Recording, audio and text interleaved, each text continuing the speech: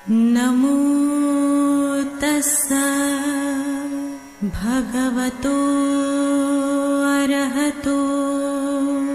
नमो बुद्धाय। जय हिंद। आप सभी का स्वागत है आज हमारे इस विशेष कार्यक्रम में धम्मदीप। आज हम सब लोग देहरादून में उपस्थित हुए हैं। आज देहरादून के कोटरा कल्याणपुर इस जगह पे आए हुए हैं। आज हमारे साथ जुड़े हैं एक विशेष अतिथि जो कि कोटरा कल्याणपुर स्थित लीशु इंस्टीट्यूट के प्रेसिडेंट हैं, जिनका नाम है गेशे थुप्तेन नेगी रिम्पोचे जी, जिन्हें हम आज जानेंगे और उनके माध्यम से हम बौद्ध धम्म पर चर्चा करेंगे। हम उनका स्वागत करते हैं। बहुत बहुत स्वागत है गुरुजी आपका हमारे इस धम्मदीप के इस कार्यक्रम में। गुरुजी हम आपसे ये जानना चाहेंगे कि आपके इंस्टीट्यूट का नाम है लीशु इंस्टीट्यूट, तो लीशु से क्या तात्पर्य है? आज यहाँ पर आए हुए सुभारती चैनल के धम्मदीप के सदस्यगण का मैं हार्दिक स्वागत करता हूँ। ये लीशु इंस्टीट्यूट जो हमने 2005 में स्थापना किया था, और आज इन्होंने पूछा कि लीशु इंस्टीट्यूट के बारे में थोड़ा बहुत बताएं तथा लीशु के बारे में जानकारी अवगत कराएं। लीशु एक महान योगी थे। उनका नाम न्यासेन लीशु तकरिंग उनका नाम था।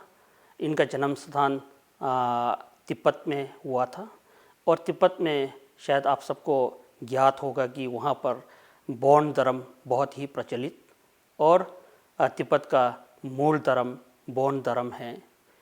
और बाद में बौद्ध धर्म भारत से तिब्बत में आने के बाद तिब्बत में बौद्ध धर्म का प्रचलन भी बहुत योगदान और सबके लिए एक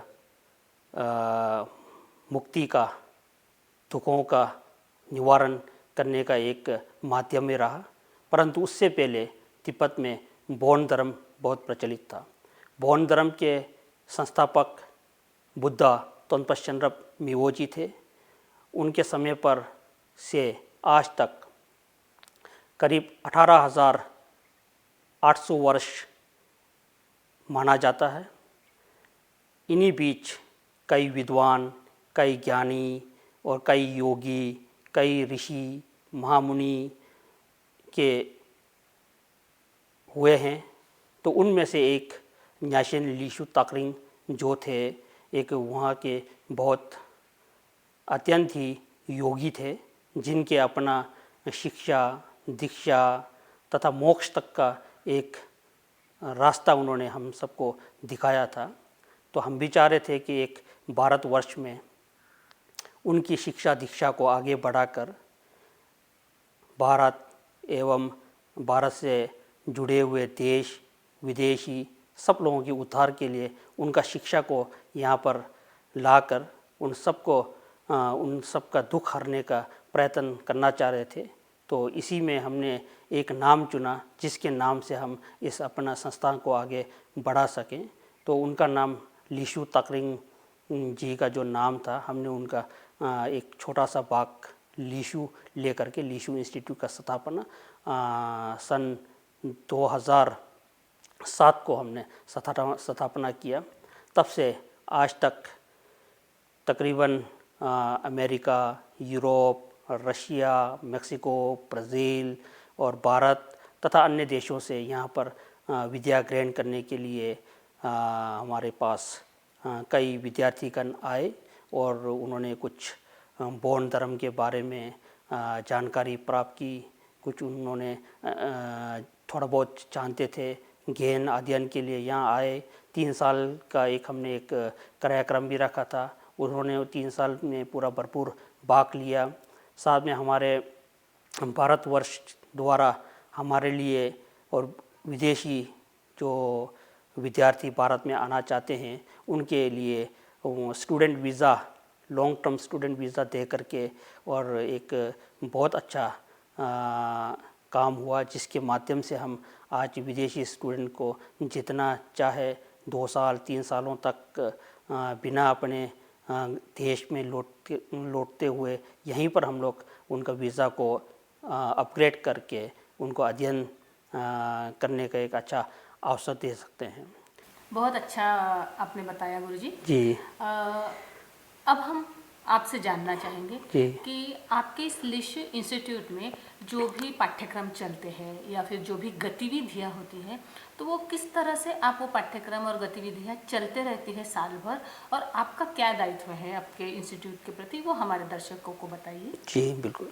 इसका शुरुआत कुछ इस तरह से हुआ।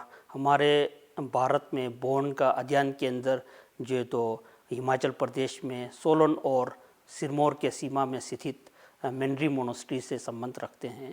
तो 2004 में मैंने वहाँ से अपना अध्ययन प्राप्त कर और पूरा हिंदुस्तान में पहला व्यक्ति जो बोर्न में गेशे का डिग्री जो लिया है, तो उसका भी सम्मान मुझे मिला। और उसके बाद एक मेरा विशेष सोच था कि अब मैंने यहाँ से अपना अध्ययन तो कर लिया, अब मैं आगे आने वाले हमारे लोगों के लिए मैं किस तरह से काम कर सकूं। तो मेरे मन में ऐसा चल रहा था कि एक ऐसा इंस्टीट्यूट हो जहाँ पर मैं अपना जो हमने अध्ययन किया, जो हमने सीखा है, तो उसी के अनुरूप उन लोगों को सहायता कर सकूं। उसी बीच में एक हमारे गुरुजी थे जिनका नाम तेंजिंग वांगचुक रिम्पोचे जी, और बहुत ही फेमस वर्ल्ड वाइड अमेरिका में रहते हैं, और अमेरिका में 20 वर्षों से वो वहाँ पर बौद्ध धर्म के शिक्षा का अध्ययन करा रहे हैं। तो उनके कई शिष्य हैं।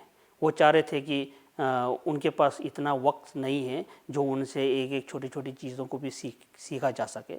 तो परंतु उन्होंने उनसे आग्रह किया, अगर आप इस तरह से कुछ इंस्टीट्यूट भारत नेपाल में कहीं भी आप खोलते तो हम आपको सहयोग करेंगे। जैसे नेपाल में हमने इसलिए नहीं कर पाए क्योंकि वहाँ का पॉलिटिकल सिचुएशन जो है तो स्टेबल नहीं था, तो उसमें हिसाब से भारत में हमने तलाशने की कोशिश किया। आकर के हमारे को देहरादून में सबसे अच्छा जगह और लोग कोऑपरेटिव और ज़मीन लेने के लिए या रजिस्ट्रेशन करने के लिए उसमें भी काफ़ी अच्छा सहयोग मिला, और तब हमने ये इंस्टीट्यूट कर पाए। 2015 में हमने एक कार्यक्रम ऑफ़र किया था, उसमें करीब 30 एक विदेशी लोगों ने भाग लिया। वैसे तो हमने उसको 3 साल के लिए रखा था, परंतु कुछ लोग 3 महीने के लिए आए, कुछ लोग 1 साल के लिए आए, कुछ लोग 2 साल के लिए आए। एक थी आपके फ्रांस की, उसने जो है तो पूरा 3 साल अपना निकाला। तो उसमें हमारा 3 साल में ये था कि जो बौद्ध धर्म दर्शन जो है तोम्पशन रब जी ने दिया हुआ, प्रत्येक व्यक्ति का अपना अपना एक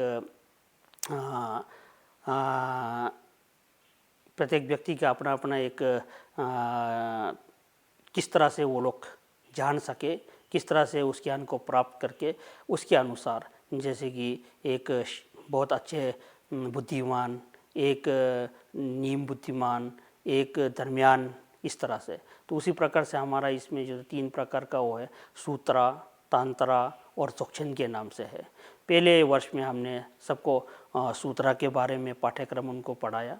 दूसरी साल में हम लोग तंत्रा के बारे में उनको सिखाया, और तीसरे साल में जो उनको dzogchen के बारे में अवगत कराया।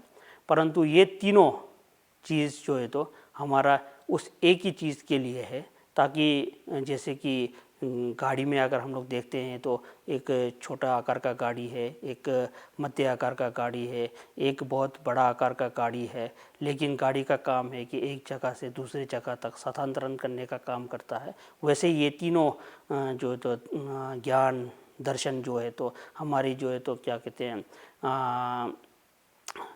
मन की विकार, जो क्या कहते हैं काम, क्रोध, लोभ, मोह इत्यादि, उन चीज़ों को हम लोगों को जान करके और जानने के बाद जो तो उसके अनुरूप काम ना करते हुए उससे मुक्त होने का एक रास्ता प्रशस्त करता है। चलिए, बहुत बहुत धन्यवाद गुरुजी। अभी आपने हमारे दर्शकों को बताया कि बौन बुद्धिज़्म के बारे में आपने अपने भाषण में उल्लेख किया, तो हम जानना चाहेंगे कि ये बौन बुद्धिज़्म क्या है और इसका तात्पर्य क्या है और कहाँ ये बौन बुद्धिज़्म का जन्म हुआ। तो आप कृपया आप हमें बताएं। तो बौन बुद्धिज़्म के बारे में कह रहे थे। तो बौन एक तिब्बत के अंदर जो पहला जो धर्म था उसका नाम था बौन, और बौन जो है तो उनका संस्थापक थे बुद्धा तोन्पा शेनरप जी। उन्होंने आज से 18,000 वर्ष पहले उन्होंने ये बौन धर्म का ज्ञान दिया, और वो जो है तो केवल कालांतर में क्या कहते हैं अभी कुछ वर्षों पहले ही बाहरी दुनिया तक पहुंच पाया, अन्यथा वो तिब्बत तक ही शंगशुंग तक सीमित था, क्योंकि वहाँ के पठार और चोटियाँ आने जाने का साधन नहीं होने की वजह से वहीं तक ही सीमित रहा। काफ़ी समय बाद जब तिब्बत से भारत में कुछ शिष्य आए और नालंदा यूनिवर्सिटी में आकर के उन्होंने अपना ज्ञान प्राप्त किया। ज्ञान प्राप्त करने के बाद कुछ लौट करके अपने तिब्बत देश में वापस आए, तो वहाँ पर उन्होंने वहाँ के राजा को अवगत कराया कि बुद्ध धर्म के बारे में उन्होंने अवगत कराया। जब बुद्ध धर्म के बारे में अवगत कराया तो उसके जो पहले वहाँ का जो बौन धर्म था, तो वो उनको ऐसा लगने लगा कि ये कुछ नया चीज़ है, और जो बौन था उनसे हमेशा लगाव रहता था, हमेशा उन्हीं के अनुरूप चलते, हमेशा उस हिसाब से कार्य करते थे। परंतु जो भारत से कुछ नया लेके आए तो उनको लगा कि ये कुछ नई चीज़ है। तो इस तरह से करके कुछ क्या कहते हैं लोगों ने राजा को अपने तरफ बहला के या उसको अपने तरफ उस बातों से उनको मनवा के तो बौन धर्म को बिल्कुल ही समाप्त करने का प्रयत्न हुआ है। ये प्रत्येक जगह की अपनी कहानियाँ हैं। सब जगह जो पुरातनों को मिटा करके नया एक आविष्कार या नया तरह से बनाने की कोशिश करते हैं, कुछ इस तरह से हुआ है। तो तिब्बत में यहाँ एक शब्द आया था बोनपो और बेंदे। बोनपो जो उनको कहते हैं जो बौन से संबंधित रखते थे उसको बोनपो कहते थे। बेंदे कहते थे जो आज हमारे भारत में बनते बोलते थे, उसको तिब्बत में जाके वो बेंदे बन गया। तो बनते शब्द को बेंदे बोला। तो मतलब जो भारत से तिब्बत में गए थे वो बनते थे, और बनते उनको जब उच्चारण कर रहे थे वो बनते नहीं बोल पाया, उसको बेंदे बोला। तो कहने का मतलब तिब्बत में बोनपो और बेंदे दो धर्म चल पड़ा। उस धर्म में जो क्या कहते हैं बौन जो है तो काफ़ी वीक हुआ, काफ़ी कमज़ोर हुआ, उनके तादाद बढ़ी। उन्होंने कई चीज़ों को जोड़ करके पुराने चीज़ों को भी रखा और नए चीज़ों को भी जोड़ा, कुछ नया लोगों के बीच में लाया। इस वजह से फिर क्या कहते हैं मंदिरों का आकार बनाया, तरह तरह करके कुछ इस तरह से करके तो बौन कमज़ोर और क्या कहते हैं बंदे जो है तो बढ़ गया। तो आज जो जब हम लोग देश के बाहर जहाँ भी हो हम लोग बौन धर्म की बात करते हैं तो बौन धर्म को क्या कहते हैं इतने आसानी से नहीं समझ पाते हैं। उनको केवल इतना ही पता है कि बौद्ध धर्म पता है। तो इस चीज़ को समझाने के बजाय जो है तो हमने क्या कहते हैं बौन बुद्धिज़्म, तो बौन बुद्धिज़्म जब अगर बोलते हैं तो वो एकदम समझ जाते हैं। बौन एक ऐसे समय पर एक बुद्धा तोन्पा शेनरप जी थे, उनका धर्म क्या कहते हैं बौन धर्म था। और जो गौतम बुद्ध जो भारत में थे उनका जो उनको बुद्धिस्ट कहते हैं, तो बुद्धिस्ट बोले तो सब समझ जाते हैं। तो इस वजह से तिब्बत का जो क्या कहते हैं पुराना जो धर्म है उनको बौन बुद्धिज़्म के नाम से जानते हैं, ताकि उनको बौन और बुद्धिस्ट में कोई इतना फ़र्क ना लगे। तो असल में जब हम लोग गहन मतलब क्या कहते हैं पढ़ाई करते हैं उसके अंदर, तो बौन और बुद्धिज़्म के अंदर कोई इतना फ़र्क नहीं है।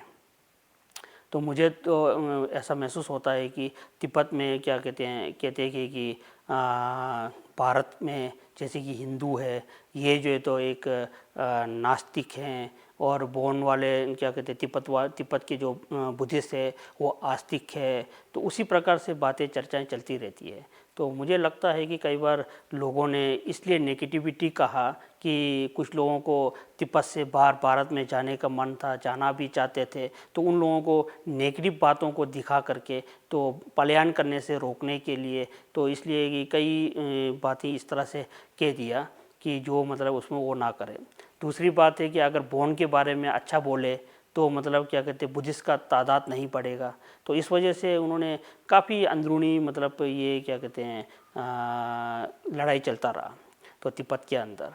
तो बोन बुद्धिस्ट जो है तो इस वजह से एक ऐसा नाम आया कि क्या कहते हैं बोन तिब्बत का प्रमुख धर्म और मुख्य धर्म वहाँ का एक क्या कहते हैं नेटिव रिलीजन, और बुद्ध धर्म जो है तो भारत से होकर के तिब्बत में आया। वो तिब्बत में आने के बाद बोन और बुद्धिस्ट का दोनों इन्फ्लुएंस हो करके जो आज जो क्या कहते हैं अलग से टिबेटन बुद्धिज़्म का नाम दिया जाता है। जी गुरुजी, आपने अपने वक्तव्य में कहा था कि सूत्र, तंत्र और सोक्शन का आपने उल्लेख किया था।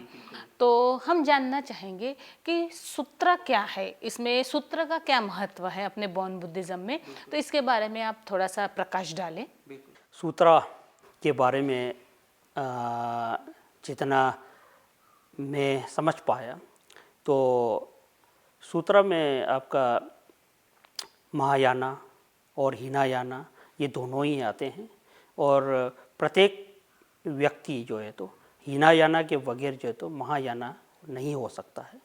और अगर महायाना आपको ज्ञान प्राप्त करना होगा तो शुरुआत हीनायाना से ही होता है। हीनायाना का मतलब हीन भावना, और महायाना का मतलब जो है तो बहुत क्या कहते हैं सम्मुख समस्त प्राणी के लिए आपका भावना जो है तो महायाना। हीनायाना जो है तो हीन भावना केवल अपने तक सीमित, केवल अपने आप तक सीमित, और अपने आप के प्रति और अपने परिवार के प्रति यहीं तक जो सीमित हमारा सोच होता है उसको हम लोग हीनायाना में रखते हैं। तो महायाना का सोच है तो केवल अपने आप तक सीमित नहीं, अपने परिवारजन तक सीमित नहीं, परंतु सारे विश्व में जितने भी प्राणी हैं और उस तक हमारा जो है तो क्या सोच रहता है, उसको हम लोग महायाना से वो करते हैं। तो प्रत्येक व्यक्ति को हीनायाना से गुजर के ही महायाना में पहुंचते हैं। तो महायाना का जो महायाना में जो है तो सूत्रा की जो बात करते हैं, सूत्रा के बाद में हमारा जैसे कि विनया है। विनया में हमारा जैसे कि अपना क्या कहते हैं ये जो है तो पंचशील वगैरह हैं, शील है, तो उसी प्रकार के हमारा ये काया वाक चित्त है। ये इन तीन चीज़ों को हमने मतलब क्या कहते हैं उन तीन जो काया वाक चित्त, तो इन तीनों चीज़ों को हमने शुद्ध करना है। उसको शुद्ध करने के लिए हमारे को फिर एक हमारा एक क्या कहते हैं विनय का जो नियम है, उस नियम के अनुसार चल करके तो हमने जो तो धीरे धीरे कोशिश करते हुए तो एक अपने आप को एक मोक्ष तक ले जाने का जो हमारा जो मुक्ति तक पहुंचाने का जो हमारा काम है और ज्ञान है, तो वो निरंतर करते रहना है। तो उसके लिए कहते हैं कि वर्षों लगता है और कल्पा लगता है। जैसे गौतम बुद्ध हैं और जो बोन के तंपा शनरप जी हैं, दोनों का जो मुक्ति जो हुआ है, मोक्ष प्राप्ति जो हुआ है, निर्वाणा जो प्राप्त हुआ है, वो ये सूत्रा के द्वारा प्राप्त हुआ है। सूत्रा के द्वारा कई वर्षों कई मतलब कल्प जो बोलते हैं कल्प करते हुए तो मतलब आखिरी में उनको मोक्ष हुआ है, तो ये बताते हैं। तो ये विनया है, तो इसको निरंतर आपको प्रयास करते रहना है। जैसे कि आपको झूठ नहीं बोलना है, किसी का जान नहीं लेना है, और किसी के क्या कहते हैं चोरी नहीं करना है। ये चीज़ें हमारे को सूत्रा में सिखाते हैं। तो ये इसका हमको अनुसरण करना है, इसका पालन करना है, तो वो हमेशा ही पालन करना पड़ेगा। तो इसी के द्वारा जो है तो आपको क्या कहते हैं आगे का मार्गदर्शन होगा, और ताकि आपको वहाँ से जो है तो एक क्या कहते हैं मुक्ति का आपको एक रास्ता मिलता है। तो इस तरह के जो पाठ्यक्रम हैं उसको हम लोग सूत्रा में रखते हैं। लेकिन ये अभी मैं संक्षेप में कह पा रहा हूँ, क्योंकि क्या कहते हैं डिटेल में फिर बहुत लंबा चौड़ा है, इतना मेरा अंदर वो शब्द नहीं है जो हिंदी में मैं बता पाऊँ, है ना जी। जैसे कि अपना क्या कहते हैं प्रक्रिया पारामिता वगैरह हैं, 10 पारामिता का क्या कहते हैं अनुसरण करना है। 10 पारामिता में आपको क्या कहते हैं पहले आपको जो क्या कहते हैं दान करना है ना जी। तो इसी प्रकार से कई 10 है। तो केवल जब हमारा ये जो तो 10 क्या कहते हैं ये पारामिता है, 10 पारामिता के अंदर पहला पारामिता जो हम लोग करते हैं, जैसे दान करते हैं, तो दान के अंदर ही 10 पारामिता जो है तो पूरा उसमें समाया होता है। अगर 10 पारामिता अगर आपका जो दान के अंदर अगर वो 10 पारामिता आपका नहीं हो सकता है तो उसमें दान नहीं हो सकता पूर्ण। तो इसलिए जो तो 10 पारामिता को दो क्या कहते हैं आपका दान पारामिता में ही व्याप्त होता है। तो इसी प्रकार से काफ़ी उसमें मतलब क्या कहते हैं वो है प्रयत्न करना है, कोशिश करना है। जैसे कि एक मैं छोटा सा बताता हूँ, जैसे कि रामचरित्र की बात करते हैं, तो चरित्र अगर निर्माण करना है आपको चरित्र, तो हर समय आपको मतलब क्या कहते हैं सतर्क रहना है, हर तरह से उस शील को फॉलो करना है, हर तरह से आप उस हिसाब से चलना है, तभी आपका एक क्या कहते हैं चरित्र जो है तो निर्माण होगा। अदरवाइज़ फिर क्या कहते हैं वैसा चरित्र नहीं हो पाता। आज आपने कर लिया, झूठ नहीं बोला, कल झूठ बोल दिया, और आज आपने दान किया लेकिन कल उसी से मांगने लग गए, तो इसी तरह से हम लोग करते रहते हैं, तो वो पूरा नहीं होता है। तो इसलिए हमारे को आपका चरित्र बनाना है, मोक्ष प्राप्त करना है, उस चीज़ को हमेशा अनुसरण करना है। झूठ नहीं बोलना है तो जीवन भर झूठ नहीं बोलना है, चोरी नहीं करनी है तो जीवन भर चोरी नहीं करना है, कोई भी परिस्थिति आए, कोई भी चीज़ हो तो वो नहीं करना है। तो इन चीज़ों का मुख्य जो है तो आपका क्या कहते हैं दया और करुणा के बुनियाद से होता है, और जहाँ जहाँ दया और करुणा की बुनियाद होगा तो वहीं से आपका हर चीज़ संभव हो सकता है। जहाँ दया और करुणा का उत्पन्न ना हो और बुनियाद ना हो तो आपका कोई भी काम जो है तो स्थिर भी नहीं होगा, और क्या कहते हैं अच्छा भी नहीं होगा, और सबके फ़ायदामंद के लिए भी नहीं होगा।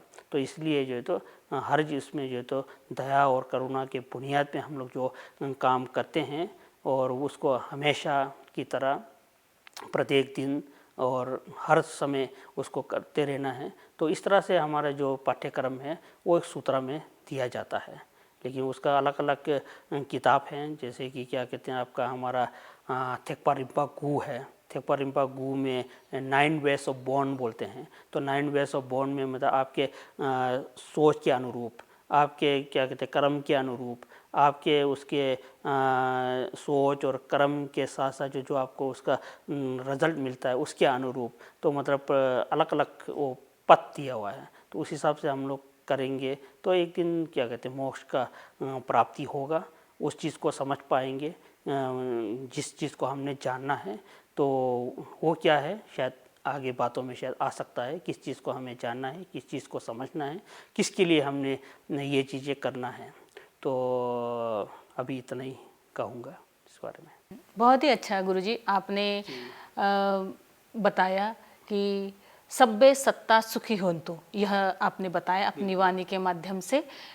तो हम चलते चलते आपसे ये जानना चाहेंगे कि आप हमारे दर्शकों को बौन बुद्धिज़्म के माध्यम से क्या संदेश देना चाहेंगे?